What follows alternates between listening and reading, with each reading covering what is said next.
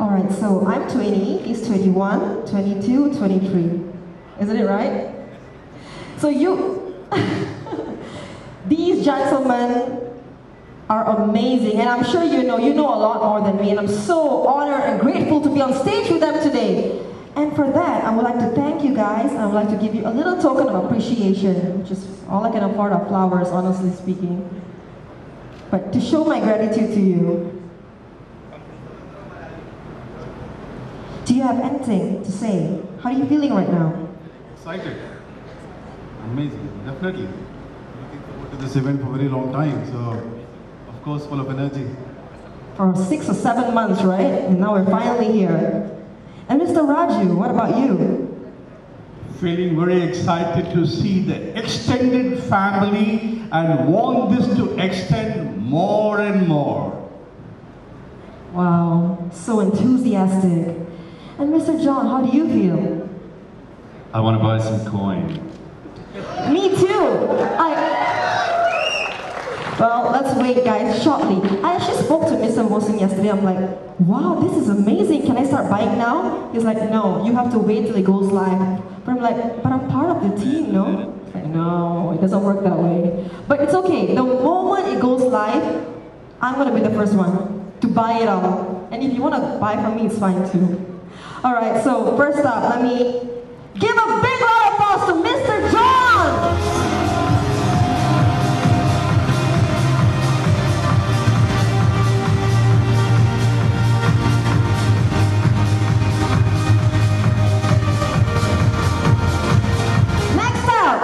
Give a big, big round of applause to Mr. Moses!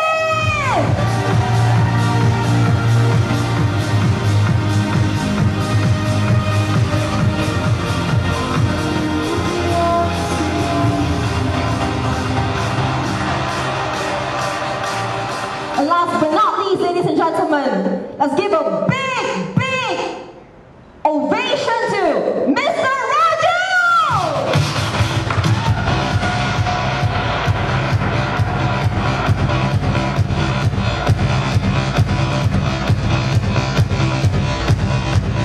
There you have it, ladies and gentlemen. We are so thankful and so honored to have these prestigious men to be with us here today. And of course, not forgetting all you lovely people.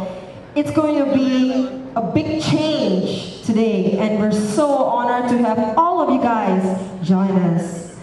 Alright, so now, I think I'm not going to be providing much information to you guys.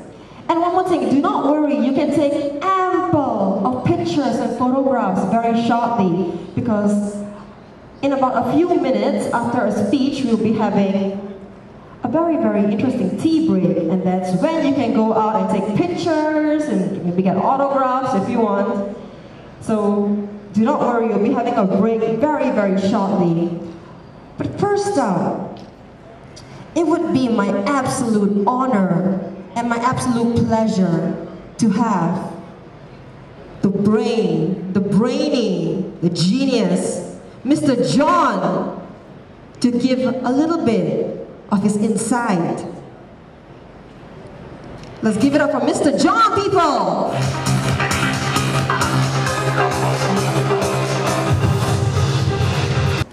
Thank you very much, everybody. It's a pleasure to be here. I do actually have a speech which is supposed to be here in front of me, or somewhere where I can read it from. So if someone could bring that over for me, then we could begin.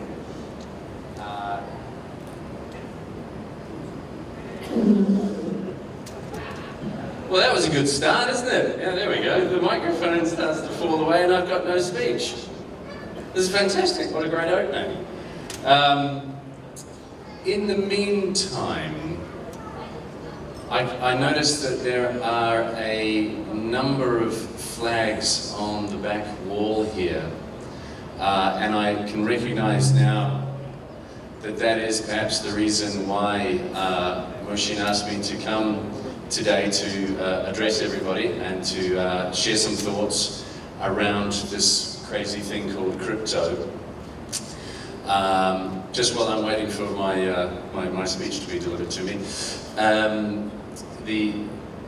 Always have a backup, by the way. Always print it and put it in your pocket. I think that's the smart thing to do. Didn't do that. Just a little bit of background about myself. I'm the CEO of a company called R5. We specialize in emerging market currencies. A number of these flags, in fact, all of the flags that are on the back wall here are all currency markets that we work in. From a traditional point of view, from a traditional foreign exchange market, our customers are global banks, hedge funds, asset managers, etc. And deal in very, very large amounts back and forth in the global foreign exchange marketplace every day. So what I'm attempting to talk about here today is the merger between cryptocurrency as the new world with the traditional foreign exchange market, which is my world, or has been my world for the last 20, almost 30 years. And it's a very exciting time across those two areas, particularly the global foreign exchange marketplace, the world's largest marketplace as well, I might add. It is considerably larger than any other financial market. Currency is the oil that works the machine within any economy globally. And crypto, or cryptocurrency, well, I'll call it cryptocurrency, really does put that up on its head rather a lot. It changes things quite considerably. And in particularly when you start to build exchanges for them as well, then people like myself who have been quite considerable, shall we say, skeptics of cryptocurrency, thinking, yeah, no, it won't take off, it's a bit of a fad, you know, it's for the techies, it's a nice idea, it's not a real currency. You know, we deal in real currencies. The economic unit of an economy, of a country somewhere in the world. Those are real currencies. It's not this kind of made-up stuff. This is sort of on the fringe. There's nothing to pay attention to. Well, obviously I wouldn't be standing here in front of you today to talk about cryptocurrency if I didn't think that, well, actually, hang on, as a person who deals in the traditional market, I do need to start paying attention to this thing. This is an exciting new development. This is an innovation. And it's changing. It's changing our marketplace. So it's a exciting and new time for us as well. And I can see by the number of people that are here today that obviously it's an exciting thing for you today. Because obviously every single person in the room, this represents a considerable income or revenue opportunity for you. Otherwise you wouldn't be here, right? Now, actually, it's while we're killing a bit of time, hands up. Hands up. Who's been involved in cryptocurrency for more than 5 years? Put your hand up if you fall into that category. No? Okay. What about one person? One brave person. Thank you, sir. 1 year. Put your hand up if you've been involved or you're interested or you're now working in cryptocurrency in the last 12 months. Come on, there should be all of you, right? Or do I need to go to a shorter time period? Okay, so it's, let's call it, it's about 20% of you, or so maybe 25%. Okay, how much in the last 3 months or 90 days? Come on, don't be shy, come on. Okay, so, it's a good representative though, isn't it? It's a relatively new thing. It's a relatively new thing that has rather a lot of revenue opportunity associated with it. And like any marketplace, anyone who's the early adopter or the person who's first to market does tend to take rather a lot of that marketplace.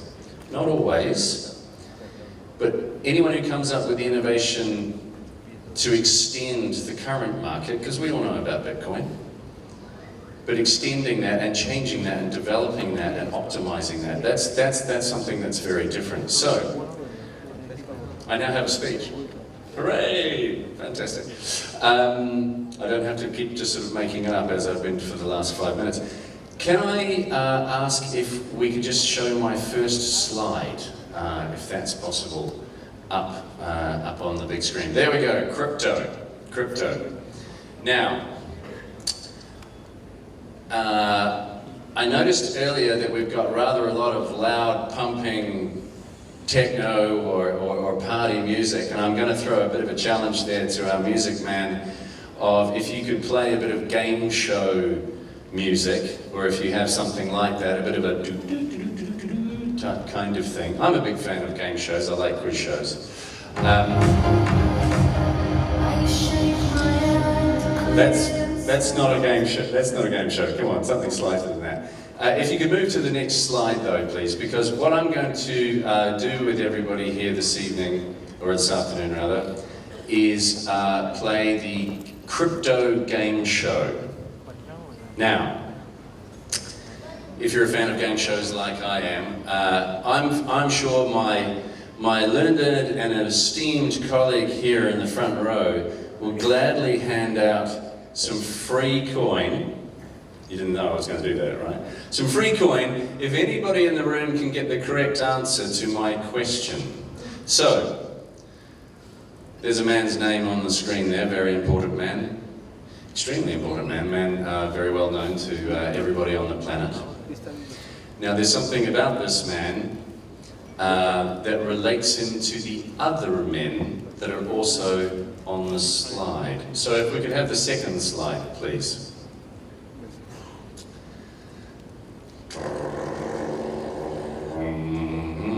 Next slide. There we go, Winston Churchill. Okay, another very, very famous man in history. Obviously, this is a bit of a difficult choice so far, so you'd score an awful lot more Bitcoin if you got the correct answer at this point. So if you think that you've got the correct answer, please raise your hand. And if we could have the next slide, please, because what I'm looking for is what is the relationship between these three very famous, whether you like them or hate them or think they're good or bad or whatever, doesn't matter. And the next slide as well, please. One more only. Okay, Benjamin Franklin, Chairman Mao, Winston Churchill, and of course, Gandhi. What combines these four incredibly important people in history? There is a person who has 2 hands raised. What is the answer? They did, very good answer. They all created a revolution, actually. You have a founding father, you have the leader of the communist revolution, Gandhi, of course. Churchill, did he create a revolution? I mean, he won a war. It is a very good answer, and I think this man should actually get some coin as a result, but that's not actually what... there we go. Congratulations to the gentleman there. Come on. It's going to be a long and boring day if we don't make it exciting. Right. It's not actually the correct answer. Does anybody else have any possible thoughts of what might maybe link these 4 people? They're all involved in politics in some way. They're all leaders in some way. No? Everybody's a bit shy? Okay. Right, so. What was that one? No? Okay, right. What do we do with the most important people in history? The people that create revolutions, the people that create the future. What do we do with those people? We build statues to them. We name streets after them. We name cities after them. But most importantly, and okay, you can turn that slide now, we put them on the money. Okay? You can be famous and important, but you're nobody unless you're on the money, right? Your face on the money. That's where we put the most influential, the most changing, life-changing people that live on the planet Earth. We put them on the money. We put them on the money of the economy or the country that we're from, or that we live in. So I'm from New Zealand. Sir Edmund Hillary, first man to climb to the top of Mount Everest, we put him on the money. That, now of course, it's only really, there's a very small number of notes for any particular country. So it's a very rare and important privilege to be on the money. Now Mao is on all of the money, because that's China. American presidents are on the US dollars, of course. Gandhi is also on rather a lot of the money, and Churchill is only recently on the money. But this is the reflection of what happens for the most important people. Now, for cryptocurrencies, nobody's face is on the money. And that's a sort of a big part of my question here for today is, whose face should be on the money, maybe? I don't know. It's not a bad idea, right? But crypto is a very different type of currency. It's a completely different world. So this sort of old school world of cash and the way that money works today is not the future of how money works in tomorrow. Now if I could have the next slide. Okay, no, one before, there you go, that's the one. Now, many people will say that cryptocurrency should have this face on the money. You remember that one?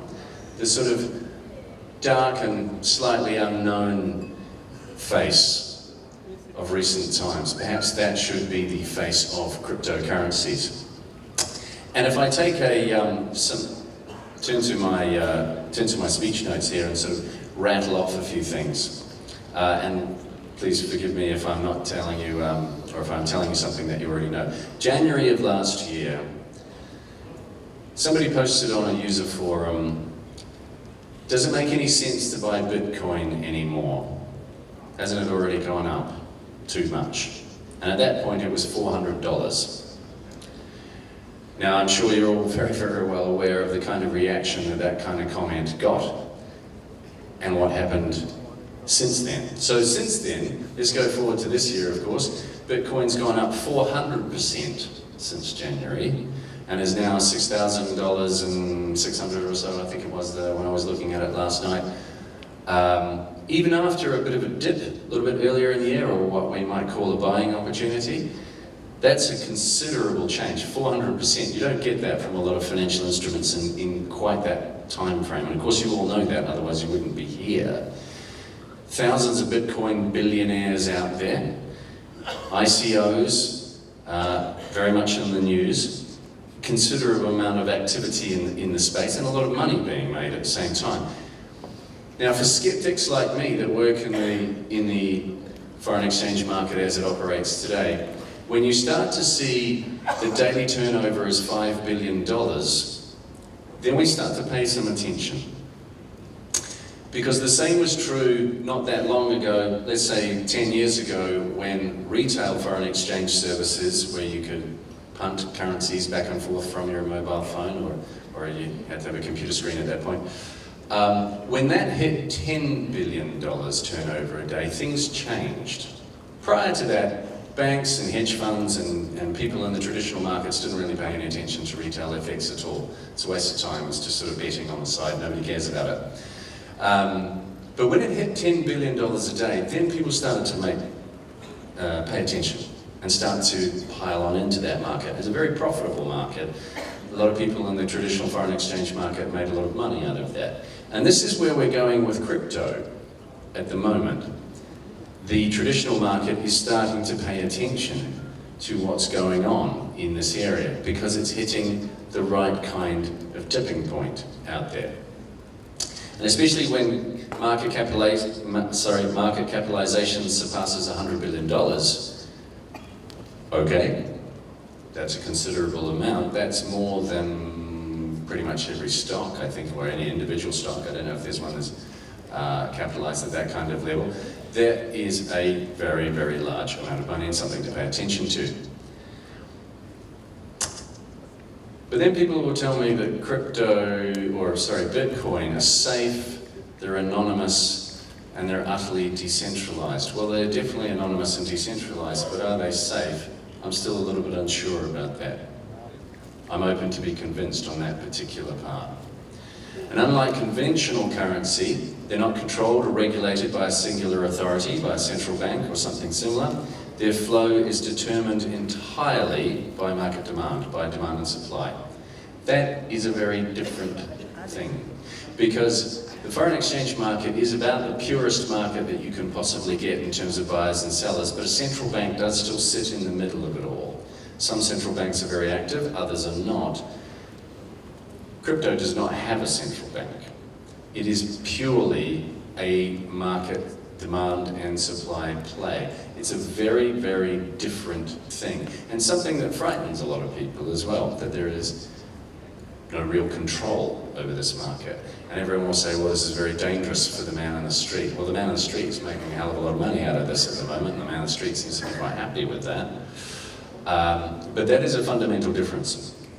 So if we could go to the next slide, please. There you go. No, one before. There we go. We're going to trick a happy friend over there on my slide things.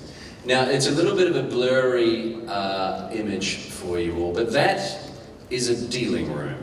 A foreign exchange dealing room in 1975. Hands up everybody who was actually on the planet here in 1975, right? Come on. Yeah, there we go. There we go. Brave people, brave people. This is how it used to work, right? Several telephones, completely disintermediated marketplace, very different prices for everybody, back and forth. No central place. Foreign exchange market is the only exchange in the market in the world that doesn't actually have an exchange. There is no building. There is no big dusty pillar.